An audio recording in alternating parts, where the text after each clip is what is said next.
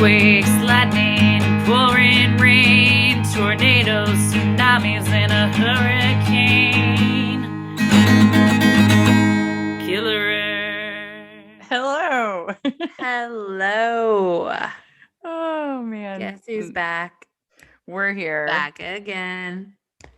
Guess Killer who's back? Earth. Kate We and are V. here. We are here. What song is that? I forget. You don't I know what this song. I just parodied. What is it? No, wait. I think it's an Eminem song. Oh yeah, duh. What was I thinking? I was about to say In Sync. In Sync. Jesus, what do you take me for? Oh Lord. Well, welcome everyone. Thanks for joining. Welcome back to Killer Earth. Vanessa's had me giggling since we started this, so hence the laughter when it first started recording. So hello. So I guess we should just be transparent about this. Okay, let's. So I have horrible anxiety, which I've had since I was a kid, and I've managed it throughout the years with like medication. And then as an adult, you know, some alcohol here and there. So like this New Year's, I was like, you know what? I'm going to start taking edibles, like really low dose edibles, just to take the edge off. So that's what I've been doing. So I'm adjusting to it. And you said it's been really helping. Yes, it helps me sleep. So I took one like earlier this evening than I normally would. And I forgot that we were recording. So I'm fine. I'm just a little, you know. You're good. You're great. I think I'm good. I'm not like you're drunk happy. or anything. No, yeah. No. Oh, it's That's great. irresponsible. Yeah. I'm feeling good. I mean, it's better than having a panic attack. Right. No, I'm so glad. I mean, edibles help a lot of people. For me, if I eat one, I'm like high for 3 days. So I like can't. Mine are super, super low dose. Yeah. I don't know. I think it depends on like what you ate that day. Mm-hmm. How you're feeling that day. They hit you a little harder sometimes. Yeah. Well, good for you. I'm glad you're managing it and trying it out, you know? Well, yeah. Do you eat edibles? You don't, right? Because no, I not really know. Yeah. I haven't in a really long time. Again, like it just like makes me like I'm like too high for like days. Like stays in my system. Yeah, like that was like way too high of a dose, probably. Yeah. Yeah. Like I never did it for like managing like anxiety. It was just like, oh, let's take an edible, you know. But right. I haven't like tried it in a while. Yeah. I don't even smoke that much anymore, honestly. I don't either. Weird. Once in a while. Yeah. I don't, because it's, you know, it's not great for you. Yeah. But well, it's great for some people. For me, I just like it actually gives me anxiety versus like takes it away. So I like stopped for like it's only like rare occasions that I will. Yeah. And it's always fun, but it just like the inhaling of the smoke isn't great for you. Oh, that's my favorite part. Right. But overall, that's not good for you. That's why I think edibles are kind of like the preference. Yeah. That's what I hear. Yeah. That's what I'm hearing these days, but well, good for you. How's the weather up in Vermont? I know it's cold as hell here. You say up, but we're down. Oh yeah. Wait, are you? Oh, yeah, you are below you. Sure, yeah, we are. That's right. I don't live in Canada. I always think of you as up. Why? I don't know. We're south of you. Okay. There's this weird thing with anyone who doesn't know about this. In Maine, Mainers have this weird thing where they will say like down east when they mean up north. Yeah. It's just this weird phrase that Mainers use. Yeah. I don't know why. I haven't done but you're not from Maine yet. You think I'm down of you. I don't know why. I think it's because when I've driven to Vermont, it always just feels like I'm going. Yeah, but you have seen maps of the United States, so how would you think that I was north of you? I don't know. It's really well, weird. How's it going to the right? No, We're wait. definitely to the right of me. You. It's great. Well, okay. So I'm a weirdo and I have to have it like ice cold in my room. Uh-huh. And literally, I will leave the window open in my bedroom You also all run winter. fans. And I have fans going. Yeah, like all the time. It's really weird. Like in the summer, I cannot sleep in the heat. Like, yeah. Anyway, so I leave a crack on my window like open, and I've been doing it for we just took our AC out when Sam left a week ago. He helped me take the AC out. That's how long I've had it in the window, and I was running the AC in December. I cannot like in my believe you were bedroom. running the AC in December. That's Yeah. insane. Yeah, You could have just taken it out and saved the electricity. Yeah, but like it was Sam was gone at the time and I couldn't take it out. And so, but still wasn't cold enough. So I like ran it. That's crazy. So, because it's so heavy, it's like so heavy to get out of the window. Yeah. And I probably would have like dropped it. Anyway, so the other night when we recorded, it was like probably 17 degrees Fahrenheit. And when we got done recording, I was like, okay, I'm gonna go to bed. It's gonna be so nice in there. I literally lay in my bed and it's stiff as a rock. I actually got so freaked out that I like thought someone had like come into my bedroom and put like a board underneath my mattress or underneath my sheets. And then so I freaked out, and then I was just like, what's going on? And then Sam called me because he was like on a break on a shift. And I was like, oh my God, the bed is stiff. And he was like, oh, so the bed's frozen. And I was like, the bed can't freeze. He's like, yeah, it can. And I was like, what? And I did you know that a mattress could freeze? I mean, I wouldn't think that a mattress would freeze when the window was open a couple of inches. That seems really weird. But I've kept the window open for about a month, and I closed the door to the bedroom so it stays ice cold. Still, though, I still can't picture that because there's no moisture. Like, you don't have a water bed. No. You know what I mean? I don't understand how it could freeze. He said that the moisture in the air can get trapped in the mattress, and that's how, like, it was literally like the same temperature as outside, so it was like 17 in there. So that was weird. And then I, like, as I was laying there and it got warmer, like my body heat, like the mattress started to get back to normal. But then I tried to turn on my fan and the fan was frozen. I didn't know these things could freeze. Did you? So when you say your fan was frozen, what do you mean? Like did it have ice on it? No, it just like the motor, like it would not turn on. That's weird. Yeah, it was really weird. Also, but I still had a great sleep. So if you were shutting the door to your bedroom, were you heating the rest of your apartment? Yes. I always shut the door to my bedroom. I keep it cracked. And then I heat the rest of the room, because then when you get up, you don't want to be freezing when you walk out the door. So you just like close the door to the bedroom and it stays cool. It's like a little ice box. That's crazy that your bedroom stays that cold. Yeah. If you're heating the rest of the apartment. But yeah, I just love it when it's ice cold. It's like the best feeling. But you have blankets over you. Oh my God. Like, yeah, tons. I just have my little, sometimes I'm like, am I going to get frostbite on my nose if I like, or am I going to like not? I know, right? I've thought of that, but I don't think I've been good so far.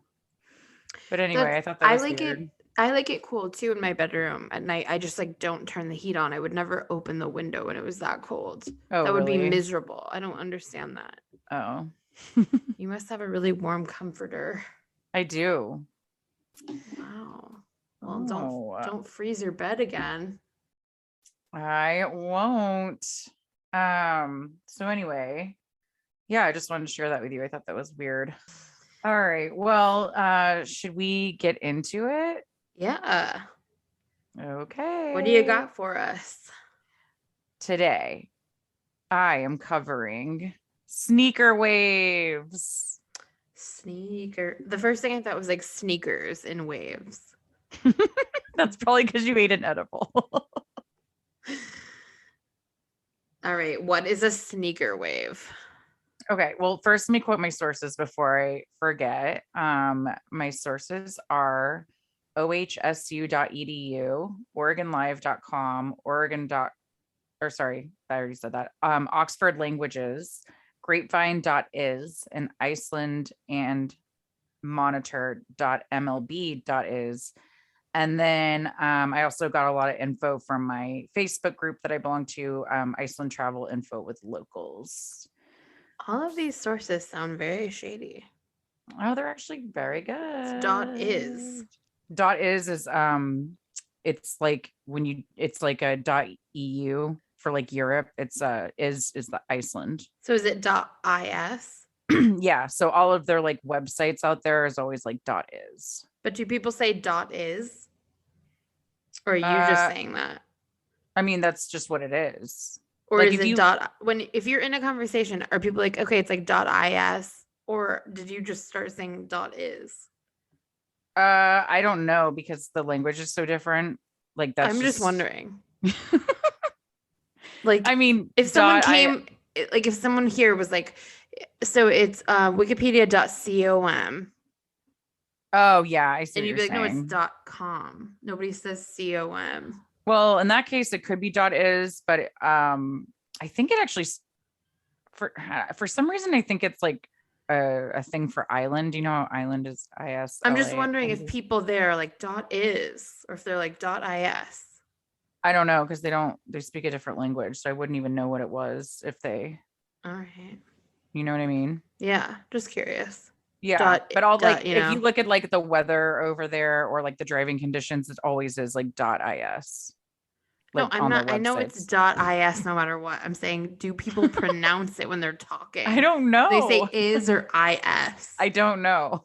Do you see what I'm saying? If someone was here, it was like, oh, go to .com. We would be like, no, it's nobody says it like that. It's .com. That's what I'm wondering. Answer. Someone write us in and tell us. Please solve the issue. Okay, so what is a sneaker wave? So I never knew the term or even knew anything really about this until I went to Iceland. But then I just like could not stop researching, and I'll tell you all about it. So most of you might know what it is, but a sneaker wave, which is also known as a sleeper wave, or in Australia as a king wave, is a disproportionately large coastal wave that can sometimes appear in a wave train without warning. So it's basically like you could be, there's like normal waves, and then all of a sudden there's this like giant wave, but you can't tell. So not a tsunami. Right. So there are not a rogue wave. Exactly. So there are two types of extreme waves, which is tsunamis and rogue waves. So good job. Okay. But they really don't have scientific evidence that has been gathered to identify, describe, or define sneaker waves with respect to height or predictability. So they're like super weird. So I feel like we've all encountered a sneaker wave at the beach once in our lifetime. Yeah. Maybe. Yeah, I guess so. Yeah. Because they're more common. They're more common in some places. Like we don't really have them here. I mean, you can usually tell when there's a big wave coming, like by height or, like if it's like rough out, whatever. But these are really hard to predict, and they're actually most common in like certain places, which I'll get into. So a rogue wave is an unusually tall or steep wave in the mid-ocean, but it's sometimes used as a synonym for a sneaker wave. However, rogue waves occur on the ocean and sneaker waves occur at shore. Right. Yeah. And doesn't a rogue wave go in like doesn't it come at you from a weird angle sometimes? I thought that was a rogue wave. Yeah, a rogue wave. Basically a lot of like the ship disasters that have happened sometimes, like especially in hurricanes, have been like caused by like a rogue wave. Like it's coming at you at a different direction and bam, your ship's like, that's what I've heard at least. But yeah, so I mean like in the mid-ocean that can happen, like, and yeah, Sneaker waves, it's more like it's still coming at you the same direction as the other waves. You just can't tell how strong it is until it's like there. Wow. Yeah.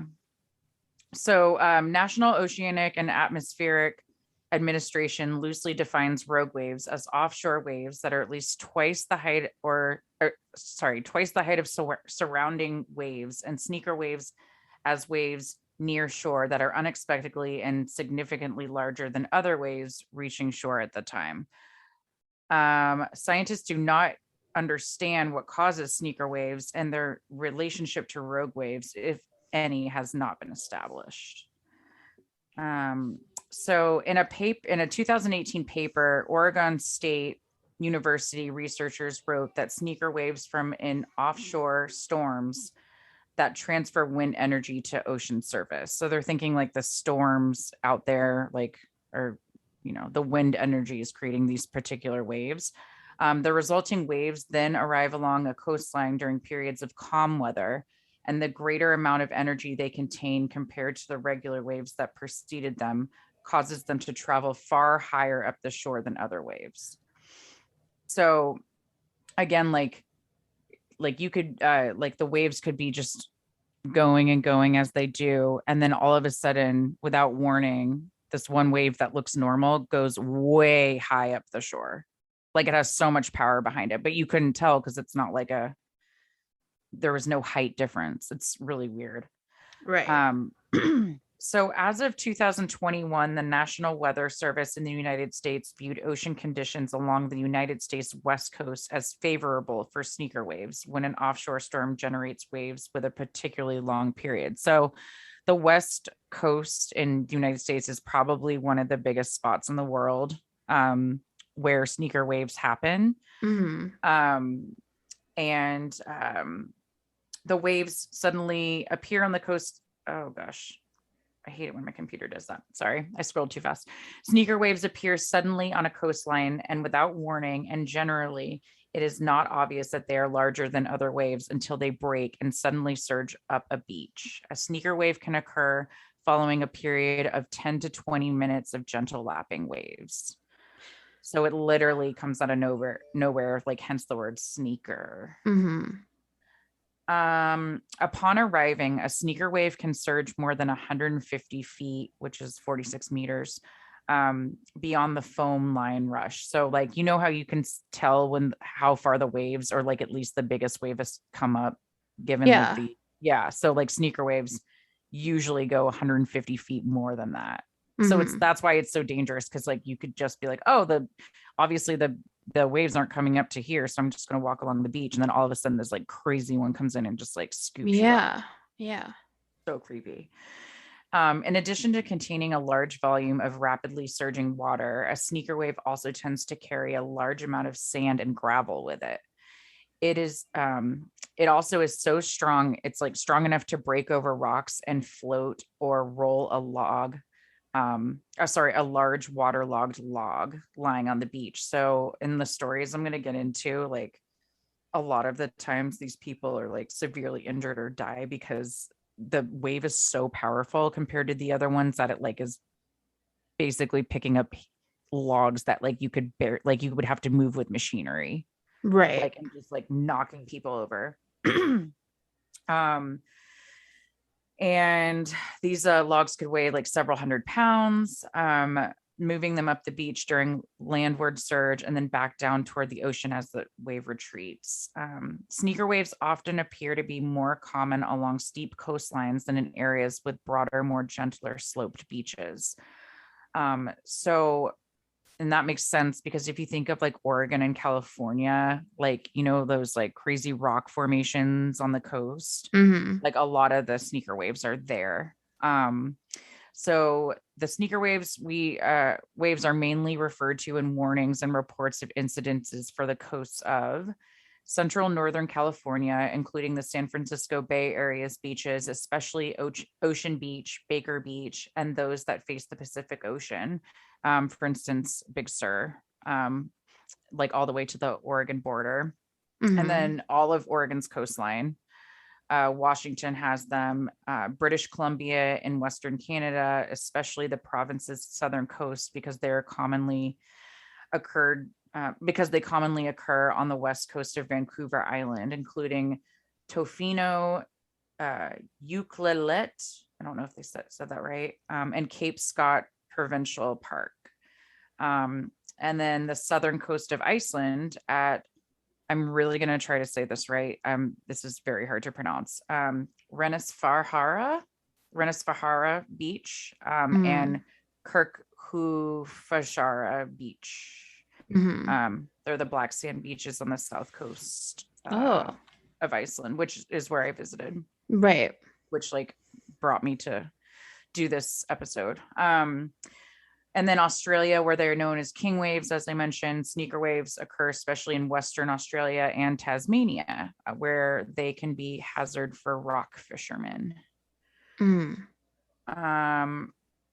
So on the west coast of the United States, sneaker waves kill more people than any other weather hazard combined. Really? Yeah. On the west coast? Of the United States. No way. Yeah.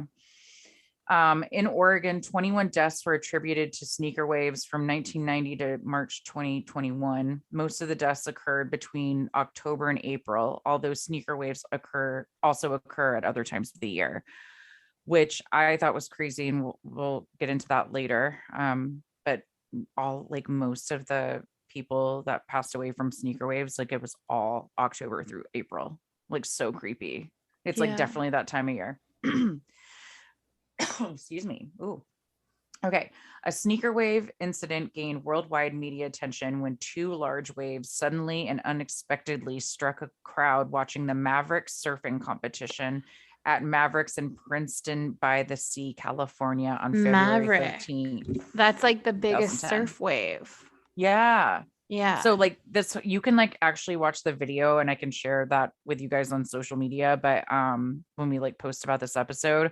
But it's so crazy to watch. Like they're watching the surfer, he's like on a big wave, but then this like huge, two huge sneaker waves come in and like bash the crowd. Wow. And it came out of nowhere. February 13th, 2010. Oh, wow. It broke over the seawall onto a narrow beach and injured at least 13 people. The incident was caught on film. It was like worldwide media Injured attention. people. Yeah, no one died. Wow. Which was crazy. The unpredictable, have you ever like seen a Maverick surf thing? I've never seen it, but I didn't know about it until this episode. And I've heard of it because I have this weird obsession with like skate and surf culture since I was like a little kid. Oh, really? Yeah. So I have this weird knowledge of like surf spots in the world, and also that's cool. Like surfers and skateboarders, and like I don't know, it's always just been like a thing that I thought that's was awesome. cool. I would love to watch that, like the because like I just watching the video even before the sneaker waves came and got the crowd, it was like that was a huge wave. Yeah, insane. And the waves there are insane. The unpredictability of sneaker waves and their tendency to arrive suddenly after lengthy periods of gentle lapping waves makes it easy to surprise unwary and inexperienced beachgoers. Because they are much larger than preceding waves, sneaker waves can catch inattentive swimmers, waders, and other people on beaches and wash them into sea. The force of sneaker waves surge and the large volume of water rushing far up a beach is enough to suddenly submerge people thigh or waist high deep, knock them off their feet and drag them into the ocean or trap them against the rocks. That's crazy. Yeah. And think about it. If you're just like thinking you're just walking on the beach and then one just comes up and gets you. If you're like sitting on a towel or something with like your family. Yeah. Like if you had little kids, no. Oh my God. Yeah. That's scary, really scary. Yeah. Many coastlines more prone to sneaker waves lie in colder parts of the world where beachgoers tend to have wear heavier clothing, and the amount of sand and gravel in a sneaker wave can quickly fill clothing and footwear such as boots, with sediment that weighs a person down as he or she gets swept up a beach and then back into sea, increasing the chances of drowning. So all the places I did mention, I'm not sure how cold it is in Western Australia, but the other places I mentioned are all like really cold water, which I found really interesting. Yeah. Floating and rolling logs and sneaker waves also pose a danger, as they can badly injure people as well as pin them down when they come to rest. And it can be difficult or impossible to move such a log before a person pinned by it drowns as later waves arrive and fill the person's lugs with water and sediment. Not sentiment. Sorry. Okay. So that's like a lot about what a sneaker wave is. And now I'm going to get into some stories. Do it. Okay. So these are all these all happened along the Oregon coast. It looked like from my research that more deaths happen like in Oregon than any like from sneaker waves than like any other country or place. Wow. But I could be wrong. I did a lot of research and like it looks like Oregon was like the big spot. So really quick, I couldn't find the article. But my sister, her therapist, her fiance died from a sneaker wave. And I don't know, she told me to look up twin drowning at Twin Rock. And we both tried to find it. She hasn't talked to her therapist in a while. It was like her old therapist, but like they lived in Oregon, and her fiance went out to like save somebody and died Twin from a drowning sneaker at wave. Twin Rock. Something like that. Yeah. It was called Twin Rock, and then the two people that drowned, they decided to call them twins in the article. I don't know. That was what she said for me to look, and we both couldn't find it. But yeah, it was like really sad. Like it was her fiance. A little weird. Well, I don't know why they decided to name it that, but well, no, it's because he went to go save somebody and died. I think it's, as the journalist, is a little bad taste. Yeah, no. To be like twin drowning at Twin Rock. Yeah. Clever. Just be like two people drowned at Twin Rock. Right. You know what I'm saying? That's like, yeah. It's like better than trying to make it poetic. Yeah. For sure. It's really insensitive. Yeah. Loved ones. Well, I don't know if that's what it was called though. That's what we thought it was, or that's what I think she was told to look up. Because I've never heard of anyone describe it as a twin drowning. Yeah. So I feel like whoever wrote that was like, let's have a little fun with the title. Yeah, it's not cool. Not cool. Not a good topic to have fun with. Yeah. Okay, so but that was really sad. Like he went to go save somebody who got caught up in one and like got swept out himself. So really sad. They would probably call that a double drowning. Yeah. Not a twin drowning. Right.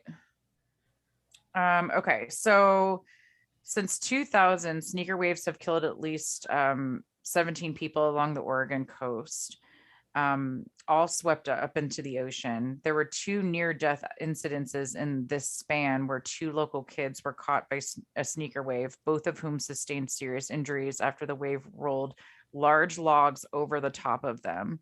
They both lived but were badly injured. All of these deaths occurred late fall to early spring. So I'm going to read you like the different deaths that happened. Mm-hmm.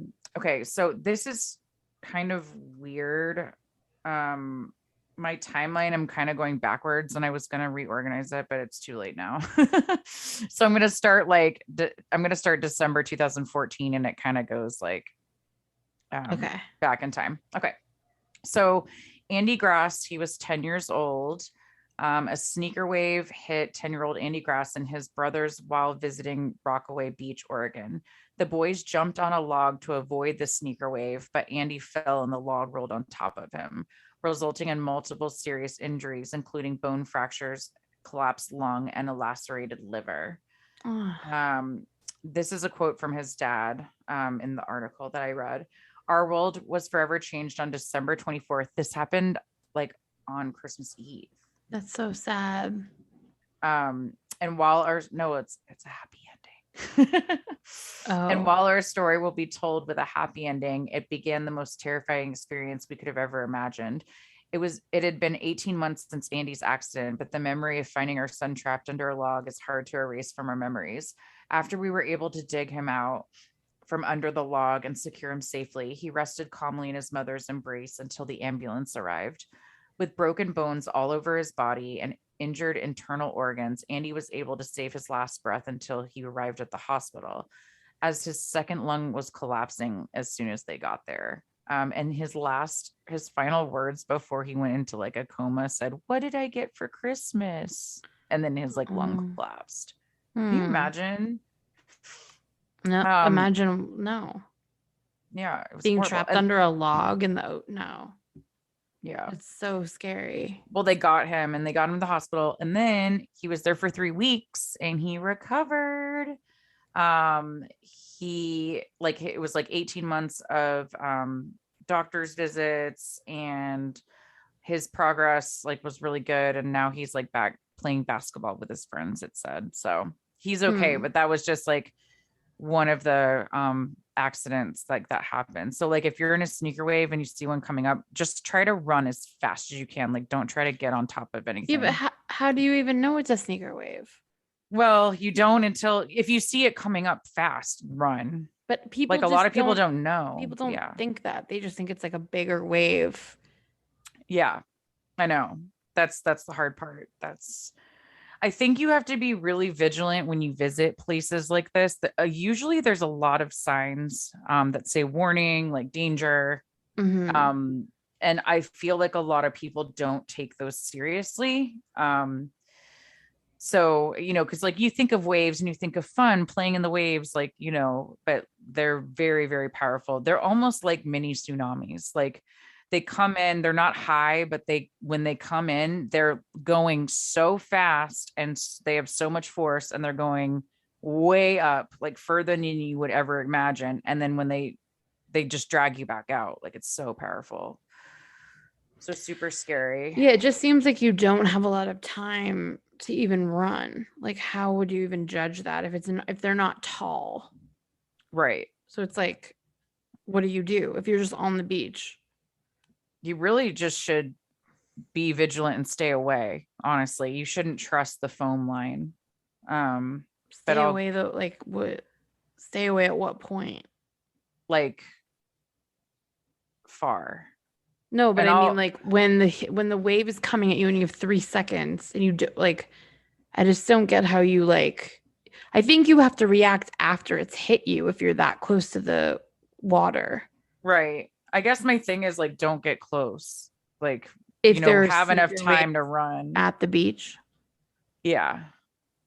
And I'll kind of get into like what happened with me in Iceland. I think it's like easier to describe than it is like firsthand versus like, I don't know. It's confusing. It's very dangerous and it's like weird. But I'll get more into that. Okay. So February 6th, 2011, Jack Hornsome Graham, I think I said that right, who was 17 years old, and Connor Osland, who was 18 years old, were swept away by a sneaker wave near Yachts, Oregon. Yachats. It's a Yachats. So it could be like Yachats. I don't know. You're like, you chats? Do you chats for fun? Yeah. Something like that. Okay. Anyways, that place. The pair were on a school retreat hanging out on a rocky outcropping when a sneaker wave dragged them into the ocean.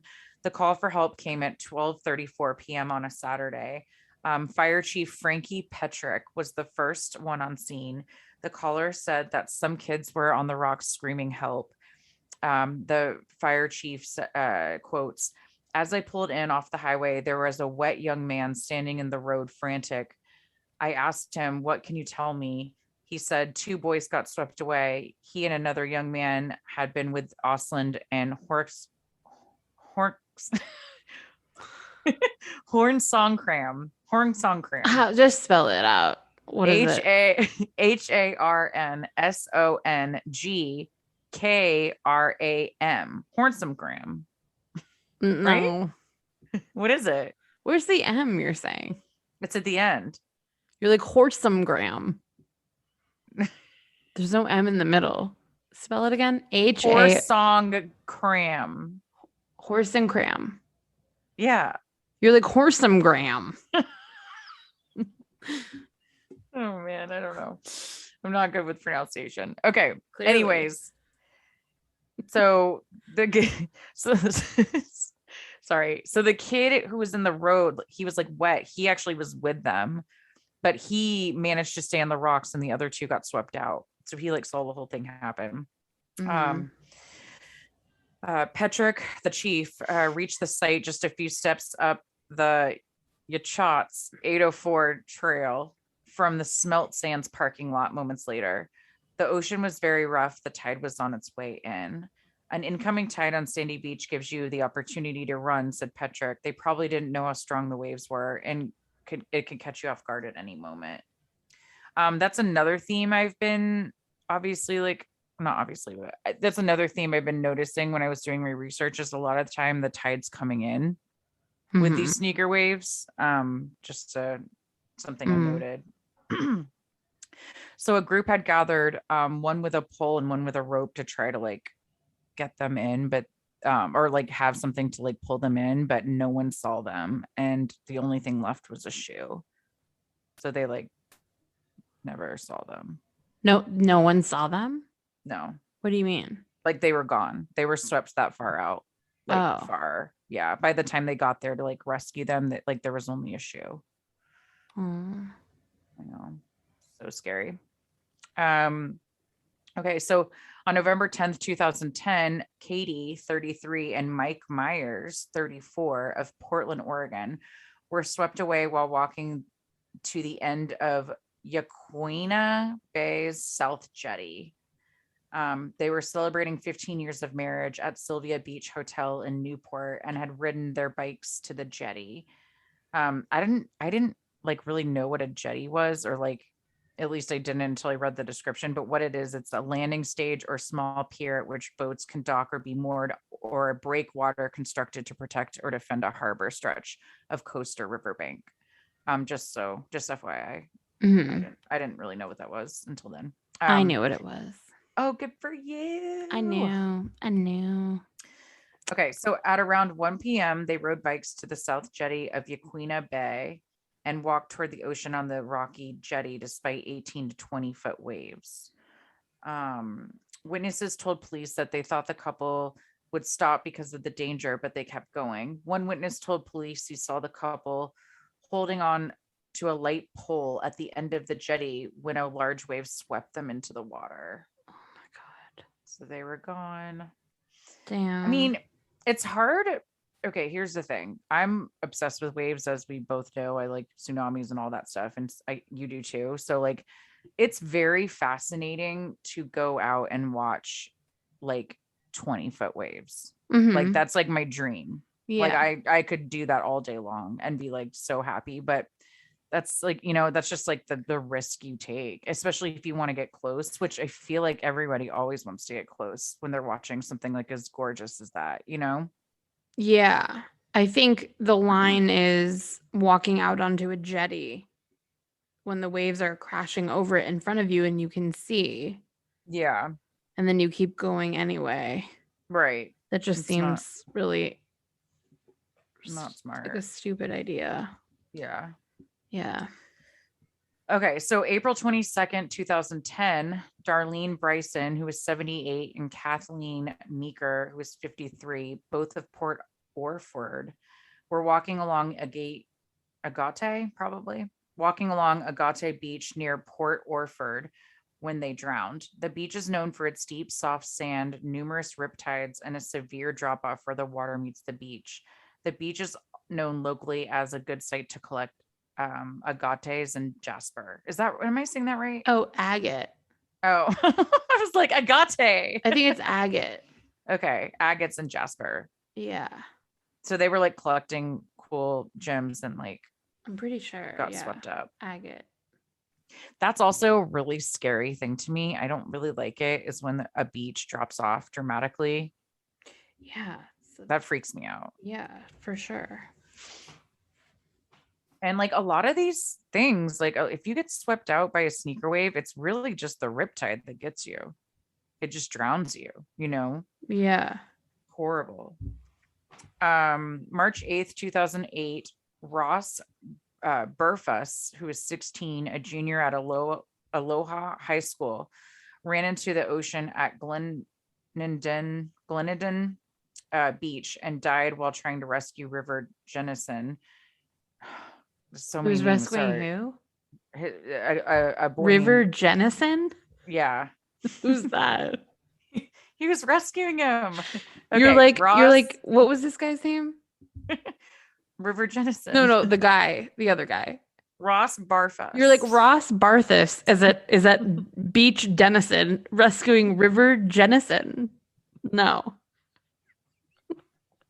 It's not a thing. Yeah, it is. Okay, let me do this over. Your Ross. pronunciation of names is so bad. Like That's why I have you. every time it's my topic, I like research how to pronounce the names. You never do that. So you're like Ross Dennison is at Beach Dennison rescuing River Jennison. No. Absolutely. You know what? I have a lot of important things to research. I'm Okay, trying so my best. Okay, No, so and I start didn't from the say beginning. Dennis. Okay, Ross Barfuss, 16. Say it more clearly. Ross Barfuss. Okay, because you always kind of like bury the names. You're like Ross Barfus. Ross Barfus. Okay. Which doesn't sound like a real name. It is. He's 16. He's at Glenenden Beach. Glenenden. Yes. Okay. And he's trying to rescue River Jennison. I just don't think that's really It name. It is. I will send you this. Okay. He's 11. Let's get to the chase. Okay. Okay. Let's get to the chase. You mean cut to the chase? You're not even getting phrases right at this point. I'm crying. Okay. The 11-year-old was swept away by a big wave. His family said the 11-year-old, you're cracking me up. The 11-year-old washed ashore, but died later at a hospital. Barfuss's body was found. Sorry, I want to read you this. You cannot laugh when people are dead. I know, but I said Barfuss, and I feel like you were gonna judge me because I feel like it's not Barfus. I feel like it's like Barfuss. Barfus. But you're like yes. Barfus. Okay. All right. Jesus. God. Anyway, not funny. The 11-year-old washed ashore, but died later at the hospital. His body was found, Barfuss, the guy who was trying to save the 11-year-old, was found a month later near Nordic Oceanfront Inn in Lincoln City. So that's really sad. Yeah. That's the thing. A lot of these, mostly all, a lot of people like try to save people from the sneaker wave, but they usually almost always get swept out as well. That's really tragic. Yeah. April 14th, 2007, Kaya Nilsson, who was 6 from Freeland, Washington, survived after a sneaker wave rolled a large log over her as she walked north of Haystack Rock near Cannon Beach. That's that like famous rock. Oh yeah, Cannon. I was there too, and the waves were like really creepy, but I didn't go close. That's good. Well, I did, but I didn't. I don't know. Anyway, she was taken to the Legacy Emmanuel Hospital and Health Center in Portland, where she recovered. So that's a good story. But like, there's just she like the large log rolled over her. But she like survived. So, but I would just want, it's like a theme, like the logs are like really creepy and scary. November 7th, 2006, Elma Benefill, 78, of Beaverton, Oregon, and her daughter-in-law, Jane Benefill, who is 61, of Idaho Falls, Idaho, were vacationing at Glenenden Beach and never returned from a walk. They were believed to have been caught up on rocks during stormy seas with swells up to 25 feet and a 10-foot tide. So they like were never seen again. Mm. Isn't that creepy? So they like assumed it was a sneaker wave. Yeah, they just got swept off the rocks. Mm-hmm. November 11th, 2005, same beach as Darlene Bryson, 78, and Kathleen Meeker, who died in 2010. They were the ones collecting agate, agate and jasper. Pamela Flynn, who was 72, of Sagal, Idaho, and her 44-year-old son, Thomas Flynn, also of Sagal, Idaho, died when a sneaker wave washed them off. Oh no, you just told me agate. Agate Beach. Just told me and I couldn't remember. I think it's pronounced that because that's what the noun is, agate. Agate. Okay. They died when a sneaker wave washed them off Agate Beach near Port Orford as they were scattering her late husband's ashes. So they were like scattering his ashes and they both got swept away. That's horrible. That's creepy and scary. So November 21st, 2001, two Slayton, Oregon teens, Eugene Hyatt, 18, and Cami Vollendorf, 16, went missing after taking a walk during a winter storm at Depot Bay, about 5 miles south of Glenenden Beach. They were believed to be swept up by a sneaker wave. Hyatt was homecoming king and class president, and Vollendorf was a talented singer. So they also were never seen again. March 25th, 2001, Jean Anderson, a 13-year-old girl from Portland, Oregon, died after a sneaker wave rolled a large log on top of her in the surf near Manzanita. She was surfing with her father and sister on the opening day of Oregon's school spring break. That sucks. Yeah. December 8th, 2000, Oregon State Police suspected a sneaker wave was to blame in the death of 75-year-old Otis Mann found in the surf near Florence. Investigators said he was probably pulled into the ocean while walking along the beach and was unable to save himself. Awful. I know. And then April 28th, 2000, sneaker wave swept away the two rock climbers, Ryan Beauchamp, 18, and Kevin Parker, 19, both of Winston, at the mouth of Sunset Bay at Coos Canyon.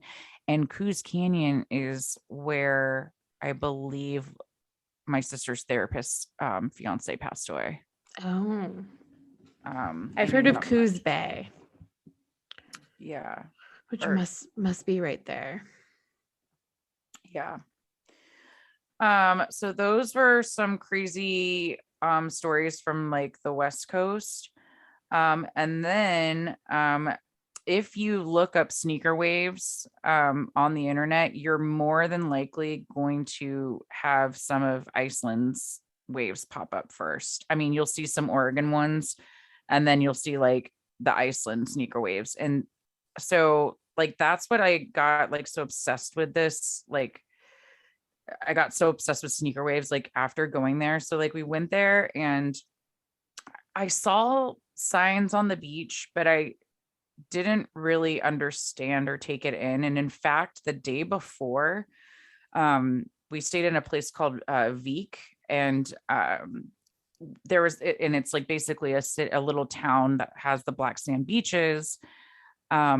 And we took a walk down and it was like beautiful. And I remember without thinking about it, and I didn't see any signs because we just kind of took this pathway, and I remember just taking pictures and getting really close, but I was like obsessed with the waves because they were like truly some of the biggest I've ever seen in my life. And it was just like I couldn't stop staring at them, and I took some cool pictures, and I was like trying to, I don't know, I was like, Sam, take a selfie of me and like stuff like that. And then I didn't think much about it. And then the next day we went to, I got it. I'm horrible at pronouncing this. Sorry. We went to the other, it's like a national park. It's the Renisafara Beach. And that is where they had the sneaker wave signs. And I kind of glanced at them and I didn't really think much of it. And I was just like taking pictures, and I was walking kind of close. Like I couldn't stop. I was like, this is so beautiful. Like I was on the surf line for sure. And you know, Sam kept walking kind of like further toward like where the grass of the beach started. And it was a big beach, so it was like pretty long. But I was just like getting closer, and he was like, I really appreciate it if you didn't do that. And I Mhm. was like, yeah, we're fine, we're good, you know, like I'm good. And then at one point I was like, take a selfie or take a picture of me, and my back was against the ocean.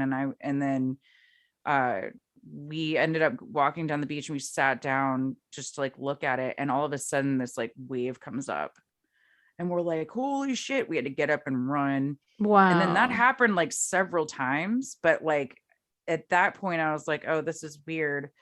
And then I saw like all of these children running after the waves, like, and I'm thinking, okay, like I'm getting a little close, not cool probably, but like these kids are idiots, like, or these parents are idiots, because I'm like, these kids are getting way too close. And then I see these tourists. There's this like, there's a cave on the beach, but it's not really a cave, it's like an indent on the beach. And they call it the cave. And I see these tourists go around the cave to like the other side of the beach. And I'm thinking those people are going to die if a sneaker wave comes up. And Mhm. sure enough, like these tourists are running around this part of the beach, like, and a wave almost like gets them because it comes up really quickly. So it was just like a kind of weird. And then I like we had to leave, and I was really sad because I was just like so obsessed. And then as I'm walking back, I really start to read the signs, and I was like, oh, this is really dangerous. I Mhm. didn't really look, you know, and I start seeing all of these real pictures that they post on the signs of people who get trapped, and they're getting swept away, and they're like dead. They're like, you know, and I'm like, oh my God. And Right. I on our way from uh the beach to our next stop, I was just like getting online, and I was like looking up, you know, things that had happened at this beach, and I could not believe it. And then I watched these videos, seeing people like get swept up, and the force and the power. It was like I like almost started to cry, because I was like, I just put myself into like danger, like Mhm. pretty badly. Like I was not respecting the ocean. Like it said never turn your back to the ocean. Like, and in this water specifically, you're in Iceland, you're in the Arctic, and these waves are freaking huge. And if you get swept in, you are not coming out, Right. and you're gonna freeze and like die. And it is insane. So anyway, that's just some background.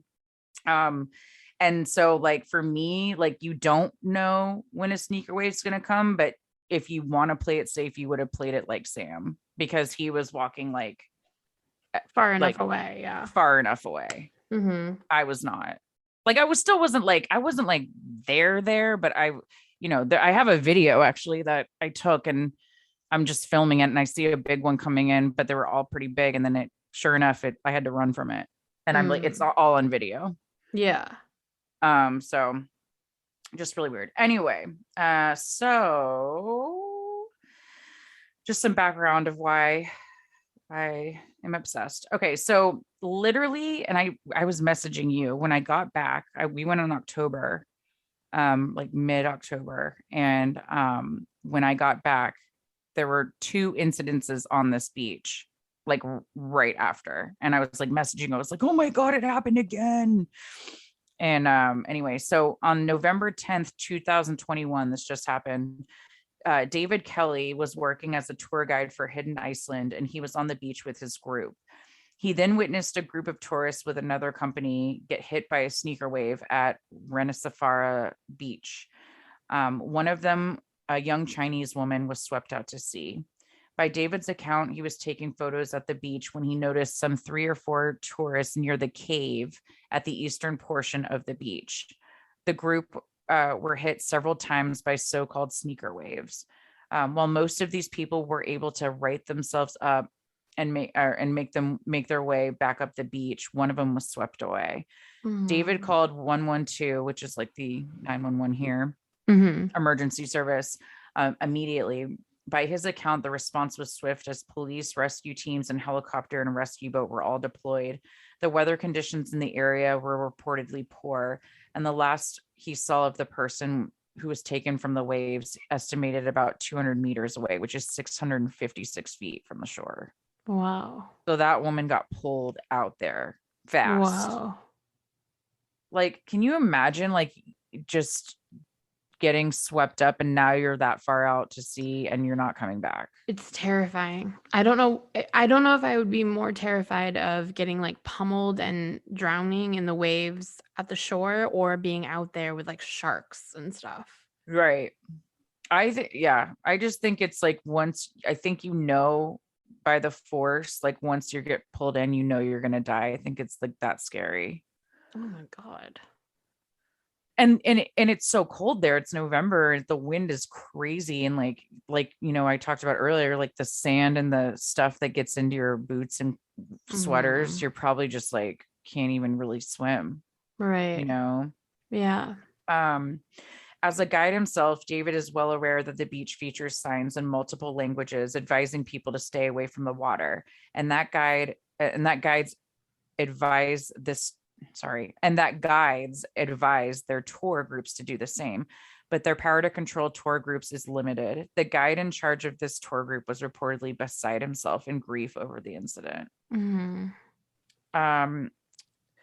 Renisafara, while beautiful, is not a beach to be trifled with. Falling rocks and sneaker waves capable of dragging people in the undertow is not uncommon.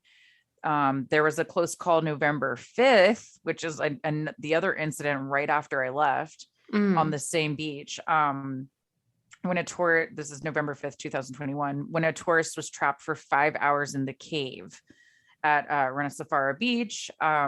He was traveling alone and a sneaker wave came up, and suddenly with the tide and the weather had worsened, and he was standing on one of those basalt stacks, which when I share pictures, basically it's like the way the lava formed these rocks, they're like vertical stacks. Yeah. So it's really cool. And a lot of people, like when you go to this beach, take pictures like standing on top of one or whatever. But it's like a really dangerous beach in the cave because some of those have fallen and like, anyway, but that's what he was standing on to like survive. They rescued him 5 hours later when the tide went down. So that was good, but that was like another close call. And I think it was like 10 p.m. at night by the time they got him. Oh my God. So it was like dark. Wow.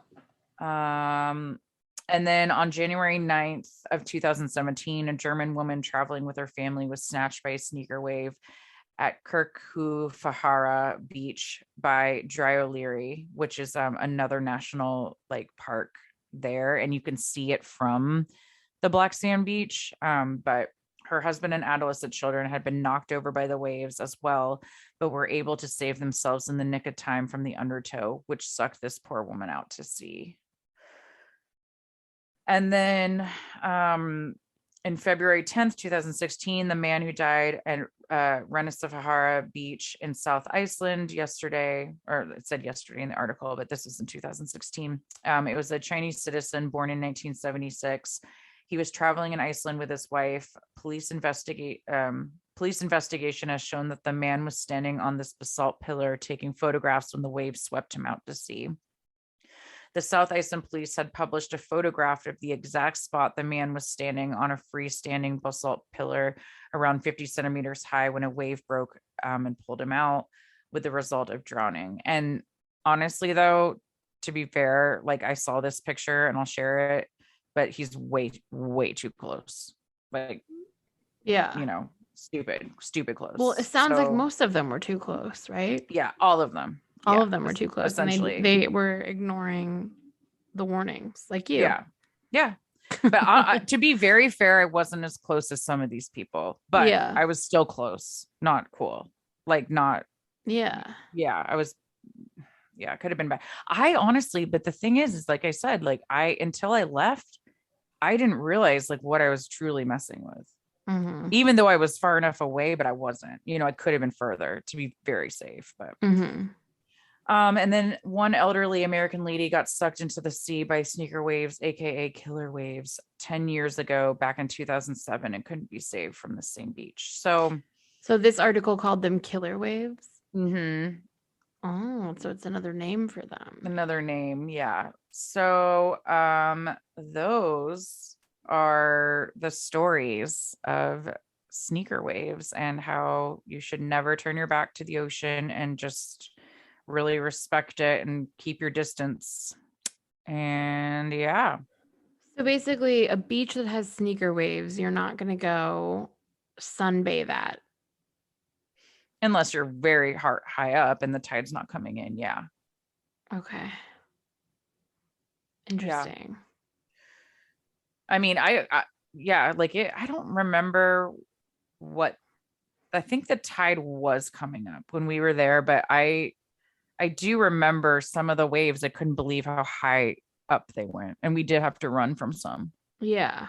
So that's not really a beach that you would go like lay out at. No, You wouldn't. no. It's more of like a dangerous beach that you can walk on, but Yeah, they call it the most dangerous tourist place in Iceland for good reason, but oh, I just, really? yeah, was so crazy because I didn't really know that Yeah.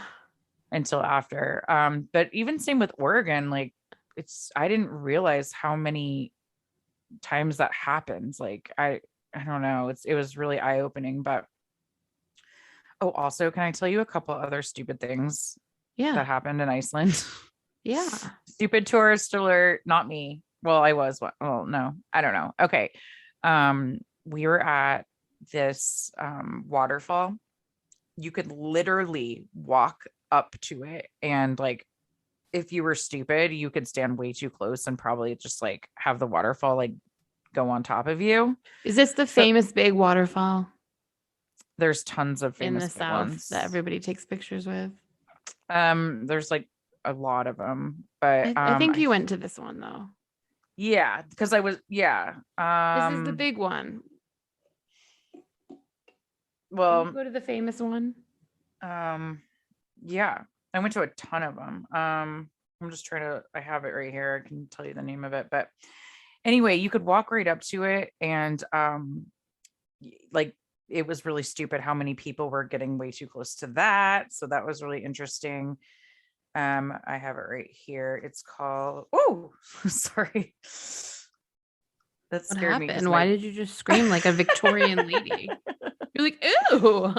Because I was scrolling through these videos. It's called Skogafoss. Skogafoss. Yeah, The one that's I'm a big talking to. famous one, I think. Yeah, it's one of the big ones.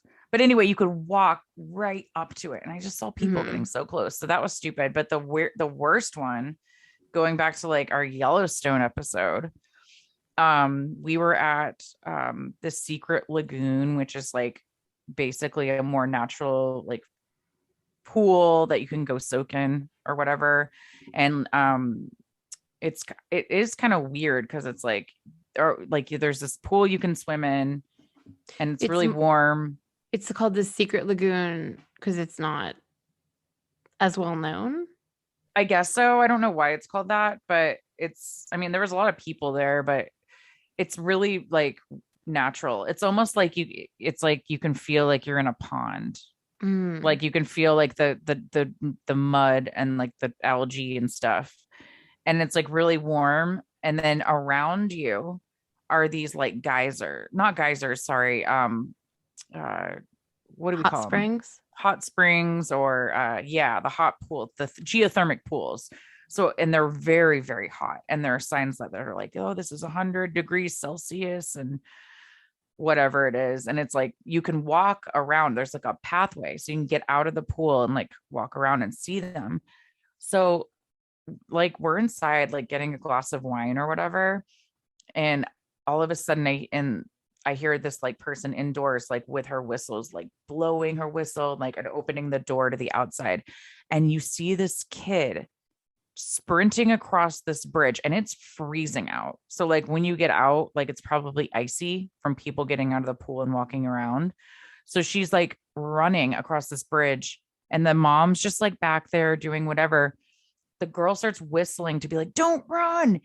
And the little girl slips and her legs go through the freaking guardrail. And she's almost about to flop into one of those boiling hot pools right in front of our eyes. Amazing parenting. Amazing. Amazing. Oh, Sam and I were like, I like almost started crying. I was like, I cannot watch this. Like that was so bad. So there was like a lot of stupid things, like a lot of stupid tourists, like really bad. I wonder where they were from. I don't know. But I just remember thinking she's going to be cooked right now in front of us. And the mom just was like, just kind of like walked over slowly, picked her up. I'm like, you're an idiot. What a you need to leave. Asshole piece of shit. Yeah. I hate that person. But I will say, you guys, Vanessa was like very instrumental on my trip. Oh yeah. Really was. I've never been there. I gave you a travel guide though. She gave me the most amazing travel guide. Like actually all of her recommendations. I think we did. Yeah. And you went to the tomato restaurant. Yeah. You went to the Hotel Ranga. Yes. You went to the big waterfall thing. Yep. We just talked about. You did the Black Sand Beach. Yep. Yeah, there was probably some other ones too. Thank you for being my travel guide. It was amazing. I lived through you, vicariously through you. Yeah. You guys did invite me. They invited me like 3 weeks before. And I was like, oh, yeah, I can't. But we didn't book till like 3 weeks before. Yeah, I think you invited me right when you were booking. And I'm like, I wish I could go, but I can't. I know. But it's a great place. It's very beautiful. And those are just some things. I mean, but yeah, I will never forget those waves. Yeah. In fact, it makes me very like emotional to think about it. Like that would be my dream to go back there and, watch them again. But I want to go back. So we should go back together. Yeah. Did you ever get that thing in the mail? Oh my, yeah, I told you. No, your postcard. Didn't. You didn't tell me you got it. Yeah, I did. Oh, good. I'm so glad. It's on my fridge right now. Oh, yay. It's a postcard from Hotel Ranga. Yeah. So basically when you get there, they're like, we'll send this postcard to any person at any place in the world. And I was like, oh my God. So I like wrote her in the hotel while I was there. And I was like waiting for you to get it. It took a long time. I don't think they mailed that right away. They probably were like, fine. It was like a month later. Wow. I'm so glad you got it. That's so nice. I'm looking at it right now. I'm literally looking at it. It's on my fridge. It makes me want to cry. Yeah. That's so weird. And then we went to the restaurant. You told us, you were like, you better go to that restaurant at Hotel Ranga. And we did. The restaurant inside the hotel. Yeah. Yeah. And I tried reindeer. It was really weird. It probably tastes like venison, which you don't eat.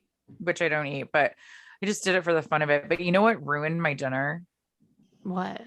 Is that I was like being a brat, not a brat, but I was just like really hungry. And I was like, oh, maybe they have like a vegan burger or like a veggie burger. Cause they had a burger, but they're like, oh, we can make it vegan if you want. And I was like, yeah, that'd be great. Cause I don't really eat hamburgers and I eat like veggie burgers. And then they ended up giving me one of those like, those fake meat burgers. It's like a brand. Yeah.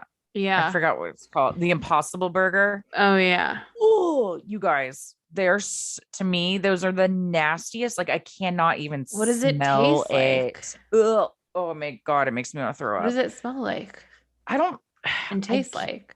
It's like, it's supposed to be made out of plants, right? But it tastes like chemically, like plastic, like, but it's like really terrible. One time I got it because I was trying to eat more meat and I was like I made a lasagna with it. I had to throw the entire thing out. I couldn't even smell it. Wow. It was so disgusting. And then I thought that they were going to make me a veggie burger. So they actually gave me one of those and I smelt it and I couldn't even eat it, but everything else was really delicious. And that was just me. How did they not have anything else on the menu that you would have ordered? I don't know. Was it like a I really small menu? No, it was a really delicious menu, but it was all this, you know how I am with food. It was You like are it was really, really like weirdly picky.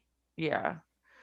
And I thought, oh, like, but that was my fault. I should have just ordered something on the menu. I'm sure there was something I should have ordered. I think there was like a risotto I should have ordered. I know Like I was Sam's food was surprised. delicious. I Yeah. don't, but yeah, so that was my fault.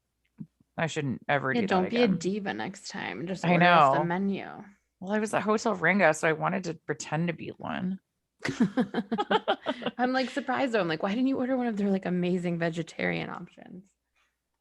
Well, that's what I thought they had. So for you guys that don't know, Vanessa saw a episode. What was it? Okay, so it's been on the Real Housewives of Orange County, and I think Yeah. also the Kardashians. Yeah, the Kardashians went there and ate there. I don't know if they stayed there, but Yeah. Vanessa's like, you have to stay there. So I was like, okay, fine. So we did. And it was Yeah. a beautiful. And then I was like talking to the bartender and I was like, oh my God. He said that Justin Bieber had just left a month ago. And who else was there that I told you? I can't remember. Some other celebrity. Damn it. It was Justin Bieber and like some older guy, like Matt Damon or something. No, yeah. Something like that. Something like that. But anyway, so I kind of wanted to pretend I was a diva at dinner. That's really weird. They probably had such delicious things already on the menu that you could have ordered. Well, what if Kim was like, I want a veggie burger, and they brought out that? Like, no. What if you mean Kim Kardashian? Yeah. I don't know. Maybe she would have liked it. No, thanks. You're just you really are the pickiest adult eater I've ever met in my life. I know. I'm like a 5-year-old. It's weird. But I did eat reindeer because I was like into it. I was like, oh, it's Iceland. I mean, you had like one bite. I did, but it was like sushi. It was raw and it was really sweet. Yeah. You ate it raw? Yeah, it was raw. Wow. It was like raw served with like arugula. Yum. Like a tartare. Yeah. But it wasn't Delish. minced. But it was minced, yeah. No, it wasn't minced. Oh. It was like sliced. Interesting. Like sashimi. Yeah. Yum. So, anyways, it was great. Go there, have fun. Don't get sucked up by a wave. And yeah, that's my episode. That's your episode. I hope everyone learned anything. What? You're just the way sometimes you phrase them. You're like, so that's my episode. I hope anybody learned anything. What? Do you speak English? Or is it your second language? I think it's my second. Sometimes when you phrase things, I'm like, what? No, but everybody knows that I cannot get the phrases right. Your pronunciation Everybody of knows. names is I'll work on it, okay? in your locations. I'll work on it. I'm trying. There's already so much to like take in. It's like those are kind of like. But I feel like you mispronounce like normal names. Like if someone's name was like Mike Stevenson, you'd be like Michael Stevenson. Mike Stevenson. It's like Stevenson. I feel like you do that with names. You like overthink it. I know because I feel like think I'm on the you do? spot. Well, you Next time I'm are. gonna pick You're being recorded. Next time I'm gonna pick a topic that's like really simple. Like where? Like it's like Bob Jones. right. No, you'll still mess it up. You'll be like Bob Jonas. Jones. Thanks for having faith. No, but my phrases have always been so terrible too. Like I can never get it right. I'm always like, what would I say? I actually had a list going at one point of phrases that I couldn't say. I added to the list. I've added to the list of things that you've said to me. We should pull that out sometime.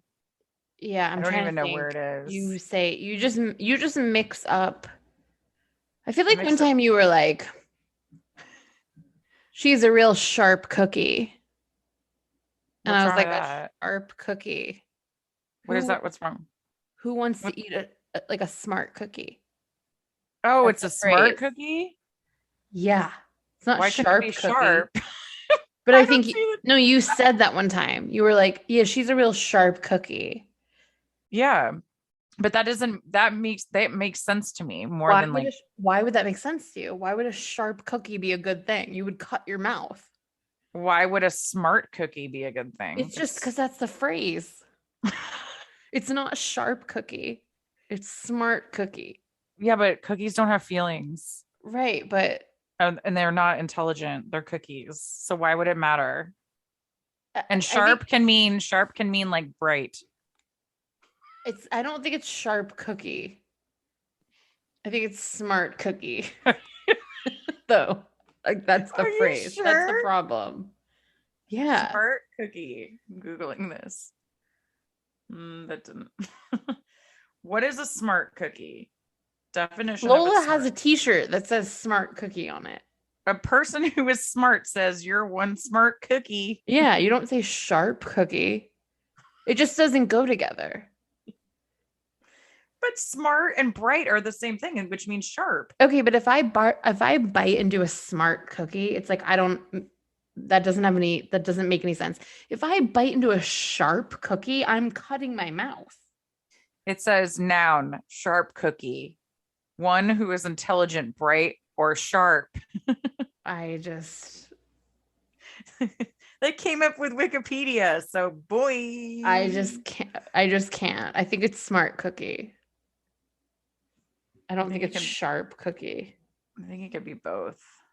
Maybe. But anyway, we'll pull out that list of phrases sometime. Maybe it's because you're from Texas and I'm from Vermont and we have different lives. Yeah. That's true. I'll try to think of some more at some point. I know I get them mixed up. Can't even say that. I know I get them mixed up. Wow. Anyways, thank you guys for listening. I loved learning about sneaker waves. I know it's really weird. And like, again, it's just something good to keep in your back pocket if you're going to go visit one of those beaches. Yeah. Be 'Cause aware. You definitely don't want to get sucked out. No. No. You know that TikTok like filter background song you can use for your videos? Oh no. Yeah. Oh no. That one. So Lola, my 5-year-old, this is what I'm going to put at the end of this episode. She sings that. She goes, "Oh no. Oh no. Oh no, no, no, no, no."